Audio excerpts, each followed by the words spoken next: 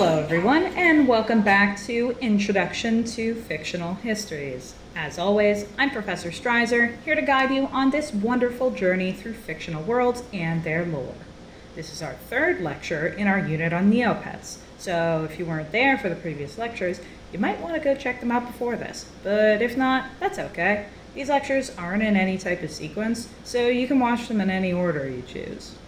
Last week, we talked about the history of Neopets' space colony, Virtue Pets, and how it was started by an evil scientist who wanted to turn everyone into his mutated minions.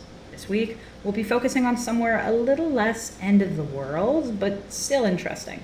We're talking about Neopets' Atlantis, an ancient city sunk deep underwater with mysteries and secrets hidden away from the outside world. A land of pirates, monsters, and magic swords. Today, we'll be talking about Maraqua.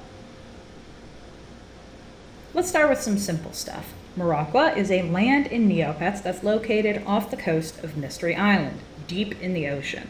It was first discovered on the 6th day of collecting, year 2, which in our language is October 6, 2000, and is split into old and new sections because of reasons that will be explained later. The land is ruled by King Kelpbeard, formerly known as King Koi. He was born in 47 BN, and while he used to look like that, ever since his species was reworked, he now looks like this. His kingdom has a standing army led by Swordmaster Talek, but there is also a Maraquen Department of Justice, which is separate from the military. Allegedly, they have records of over 20,468 arrests made before 2005. Maraqua is best known for maractite, a magic metal that is said to cut through water like air and can slice solid iron like paper. It's harder than steel, but can start to degrade when exposed to air for a bit too long. Folks from Maraqua typically use it in weapons and armor, but in times where it's not as common, they'll usually make an alloy with other metals just to keep the cost down. Exports of maractite and maractite items are one of Maraqua's biggest industries. They're also known for selling undersea pets, aquatic weaponry, and collectible seashells and coins. Maraqua also has its own fancy restaurant. Kelp is known all across Neopia as the place to go for fine dining. They've got 4-course meals, well-dressed staff, and everything is very expensive. Like, oh my god, the price of a salad is ridiculous. Reservations can be a bit hard to come by, and funny enough, they don't actually serve much fish or seafood, even though they're an underwater restaurant. We can assume that this is probably because of Neopet rights violations. But getting to Maraqua isn't very easy. The area around and including it between it and its neighbor islands is Neopia's version of a Bermuda Triangle. This is an area of freak storms where navigation equipment fails and ships go missing. Weather above the waves is often stormy, but down in Maraqua it's typically pretty calm and wet. And here's a fun fact. Flute and harp music are important in traditional Moroccan culture. Some say you can hear the instrument's sounds carried on the waves, and they wash up on shores. And finally, it's not hard to spot a pet who's from Maraqua. Those who live there have bodies that are more suited for living underwater, with fins and flippers, gills and scales. Just about every species of Neopet has a Maraquen variant, but some are nicer looking than others. Like a lot of Neopian lands, Maraqua has been around for way longer than we have official records. Archaeologists estimate that Maraqua has existed for many, many years before the start of the modern era, and we have artifacts showing evidence of an ancient civilization of underwater pets living there. One of the things we know about this ancient civilization is their religion. Ancient Maraquans, like other civilizations in this region, worshipped a mythical megafauna called Chiazilla. When you look at this, you can probably tell what the writers were thinking. The Chiazilla was a massive reptile creature that lived in the sea and was the guardian of the Mystery Island royal family. According to their mythologies, it was sent to rescue a prince who was lost at sea, but he never returned to land again, and the prince was never found. Sometime before the start of what's known as the Neopian Year, a famous explorer known as Professor Chesterpot discovered Maraqua and an ancient coliseum there known as the Battle Dome. Now, I'd like to take a moment to pause and say that when we say discovered in this class, it's less that This guy found a mysterious uninhabited land ripe for the taking, and more that he stumbled upon an isolated civilization that hadn't made contact with the modern scientific world yet. Let's not make mistakes the real folks did in real life, okay? So Professor Chesterpot discovered Maraqua and the Battle Dome, but he feared exposing them to the outside world might bring unwanted attention. For all he knew, if he told the local government about it, there might be a mini-mall there in a few months, or some evil supervillain would use it for their evil plans. So he hid in Maraqua for years and kept his secrets to himself. Until October 2nd, 2000, during what was known as the Hunt for the Battle Dome plot, which lasted until the 13th of October of that year. Like a lot of subjects we cover in this unit, some parts of this lecture will have been lost to time, but we will do our best to learn all that we can about this very early point in Neopets' history, even if we don't have the official art of what happened anymore. Many Neopians knew about the legend of the Battle Dome, and 3 pets, the ones you see here, set out to try and find it. They'd heard rumors of someone on Mystery Island knowing about it, and were told to look for the professor in an underwater city. On their way, their boat was hit by the legendary Chiazilla, who is in fact real and not just legendary, and they all fell into the ocean. But instead of drowning, they found themselves in Maraqua, a place that pretty much everyone thought was just ancient history at this point. But they weren't the only ones looking for the Battle Dome. Dr. Sloth, who you might remember from our previous lecture on virtue pets, learned about the professor's discovery and kidnapped him. He'd hoped to use the professor to get the Battle Dome all for himself and whatever mysterious properties it might have. It's not exactly clear what everyone wanted out of the Battle Dome, since today it's kind of just a fighting coliseum, but some pets really, really wanted it, and that's what matters. So by the time the 3 pets found where the professor was hiding, he was already gone, leaving behind a note about his discoveries. They brought it to the king, who couldn't make sense of it, but a water fairy could. She warned the king of the danger that Sloth was about to unleash. See, Sloth knew about Maraqqua's military and the many monsters living in their underwater kingdom. He couldn't take them on alone, so he built something powerful enough to keep them away while he took the Battle Dome for himself. A massive robotic creature to rival even Chiazilla, known as Mecha Chiazilla. The robot attacked the city, and King Kelpbeard summoned the real Chiazilla to fight it off. From the few remaining accounts of the event, we know that this battle was massive, and it's hard to imagine the scale of destruction it caused. In the end, Chiazilla won, and Dr. Sloth's plans were ruined. The 3 pets rescued Professor Chesterpot, who, as thanks, decided to share the secret of the Battle Dome with everyone. Today, it's a place anyone can visit to test their might against others in combat, and over time, more domes were opened across Neopia for the non-aquatic pets to enjoy. So, already, Maraqqua's biggest moments in the overall story of Neopets aren't too significant in the grand scheme of things. After Maraqua was formally discovered for players, it was mostly just a place for a sort of unrelated story to happen. Even its map wasn't anything special, which you can see about here. There's not too much here beyond a food shops and pets and a shop selling some obscure defunct products called utility fish. Maraqqua's story had just begun, and it was already a secondary character. That would change, as soon the land would be faced with a tragedy that would shake everyone in Maraqua to their core. On August 17th, 2001, a pirate submarine docked at Maraqua. Their leader, Captain Dread, met with King Kelpbeard and demanded money in exchange for protection for the newly discovered kingdom. The king said that he wasn't able to pay after his kingdom was struggling financially. Bad kelp harvest, low tourism, and the state of the economy made it that he couldn't give the pirates any money.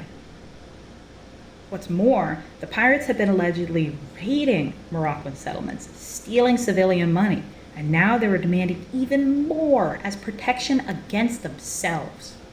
King Kelpbeard had had enough, and he told Dread and his crew to leave.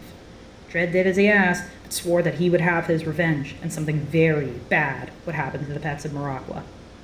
The next day, pets across Neopia woke up to some terrifying news. A massive whirlpool had swept through the city, destroying everything in its path. The weather was too stormy for news crews or rescue teams to get closer, so the world had to wait and see what would happen next. Eventually, some news got out about the disaster. On the 21st, two fishermen who saw the whirlpool happen gave their accounts to the Neopian Times, saying that the storm seemingly came out of nowhere with bone-chilling cold winds and them nearly drowning when their boat tipped over. They managed to tread water until the Coast Guard found them, but nobody knew what happened to the Maraquans. On the 23rd, a rescue team was sent down into the eye of the whirlpool to assess the damages. According to them, the city was devastated. Nothing was spared, and bits of buildings, metal, and glass were scattered all over. The royal palace, once home to one-of-a-kind pieces of art and lush gardens, was nothing but rubble. It was at this point that search and rescue teams deduced that there were no survivors. With a wreckage that severe, they couldn't find anyone who'd survived, and not much that they could salvage. Following this event, players were unable to visit Maraqua, and the city's native pet, the koi, became quite rare. That's because, of course, their homeland was destroyed, and in-game, this meant that you could only get that type of pet for a limited time. Any pets that managed to survive washed up on Mystery Island, where they can still be found to this day, but there was no word on those who were in the city when the disaster struck. So, at this point, you might be thinking, wow, these guys really have it tough. It must suck to be a Maraquen. And yeah, it really did. Less than a year after their sort of secret city was publicized, they were hit with bad harvests, financial troubles, pirate raids, and then destroyed by a whirlpool after being cursed by those same pirates. At this point in time, this was the biggest disaster in Neopets history. An entire country, a whole kingdom, wiped off the map overnight. Could you imagine that? Waking up tomorrow and hearing on the news that somewhere like Fiji or Jamaica was just gone? I think it'd be pretty devastating. We don't know the exact number of casualties caused by this event.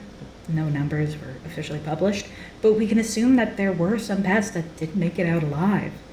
Even if it happened underwater, a storm that strong could turn an entire city to rubble, would have definitely killed at least a few citizens. But it's a tragedy not just because of loss of life, but because of loss of important history. We know from first-hand accounts that from those who've been there, that the Maraquen city and royal palace were a sight to behold. Royal gardens, statues and stonework, pieces of art that couldn't be found anywhere else, all gone in the blink of an eye.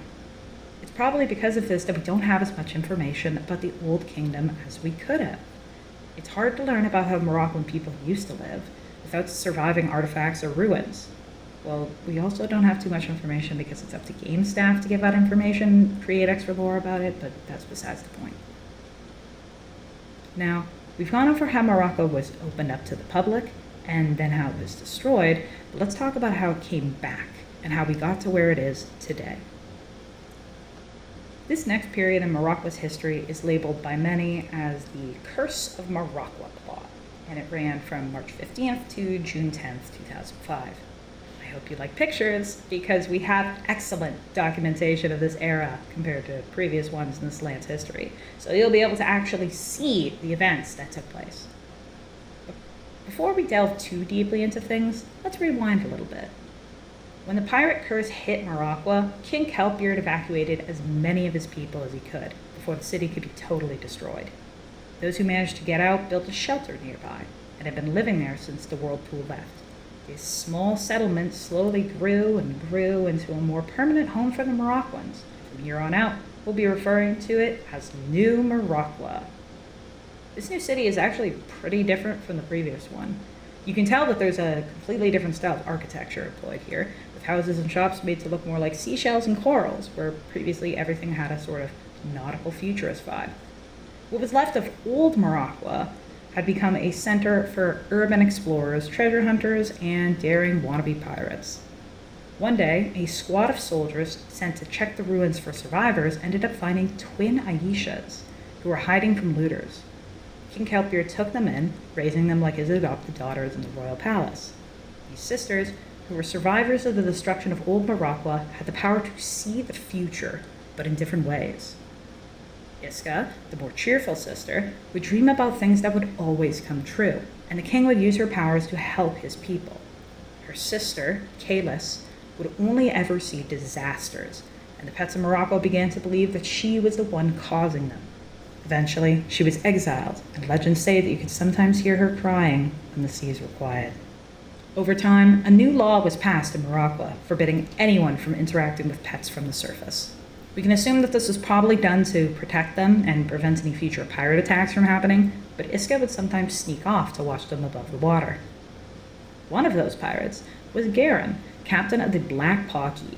He saw Iska in the water when he was little, and since then he'd become a fearsome pirate with his best friend Jacques.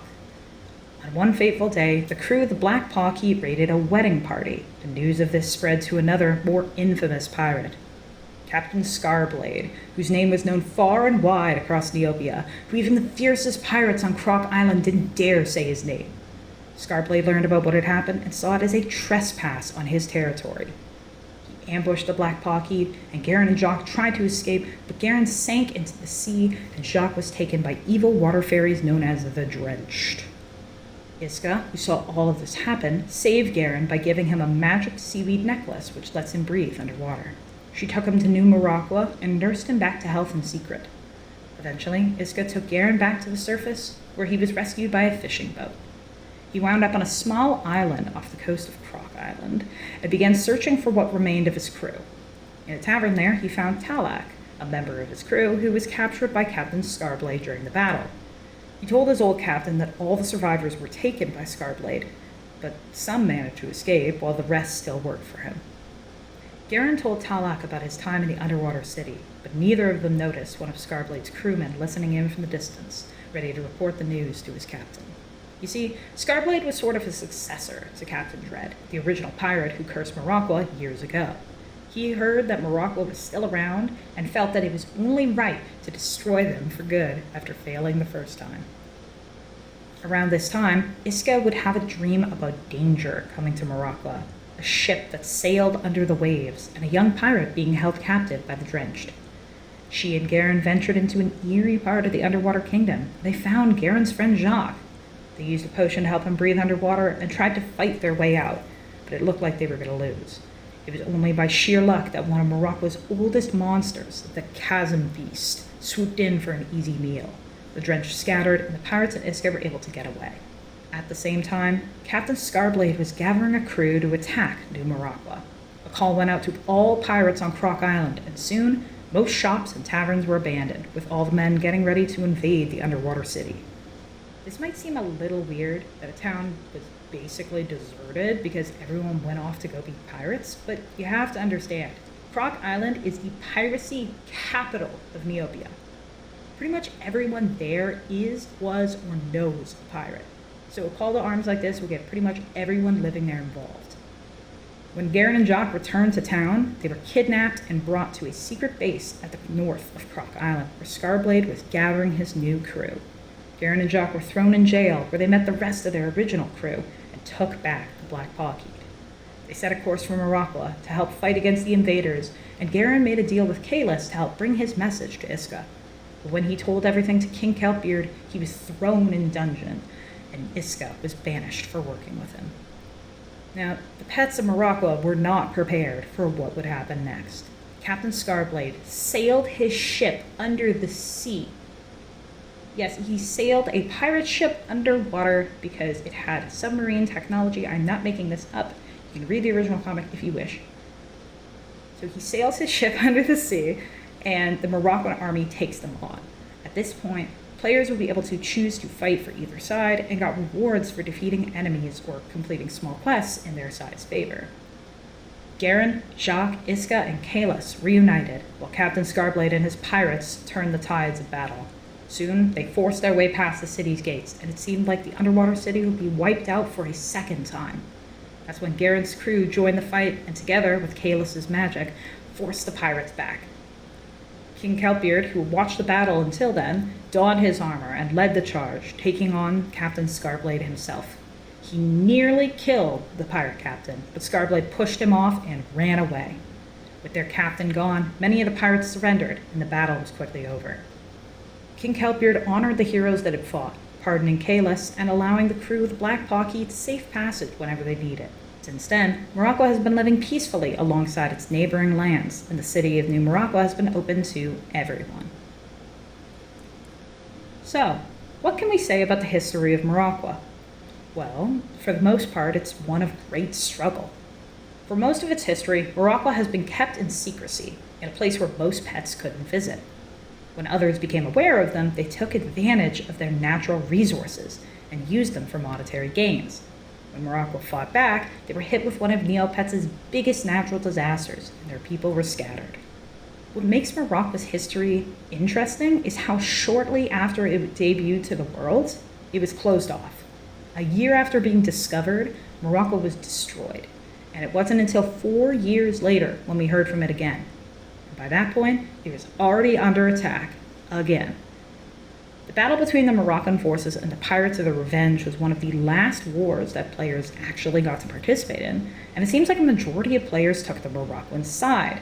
As we can see here, over 3 times the amount of players chose to be Moroccan warriors instead of pirates. There's something to be said about that. Players across the world feeling sympathetic towards this secret civilization that's been through nothing but hardships for as long as we've known about it. It could also be because the events plot makes it clear that the pirates were in the wrong, but I think I'd like to believe that people have good hearts. We can also look at the story of Maraqua as being about the resilience of a people, of a nation. The Neopian lands that we've covered so far in this unit have all faced destruction, catastrophe, etc., but all got out of it because of time travel shenanigans, magic artifacts, secret agents. Maraqua survival rests on the resilience of its people, rebuilding after devastation and fighting off those who destroy them again. It's pretty inspiring, really. But stepping back a little bit, it's also interesting as a modern interpretation of Atlantis, a myth that's been passed down from ancient Greece and still being talked about to this day. There are, of course, many differences between the two, like how the original story of Atlantis says that it fell into the ocean after losing the gods' favor, while Maraqua has always been underwater, and how creatures actually live in Maraqua. But what matters right now is that this is one of many interpretations and reimaginings of this ancient story, continuing the creative cycle of imagining and reimagining and so on and so on and so on. All works are inspired by or based on other works. Nothing exists in a vacuum, and that is one of the main things I want you to take away from these lectures. With that, we'll end our lecture here. We've covered a lot of material today, but I hope some of it made you think. If you have any questions about anything, feel free to let me know, and I hope to see you again for our next lecture.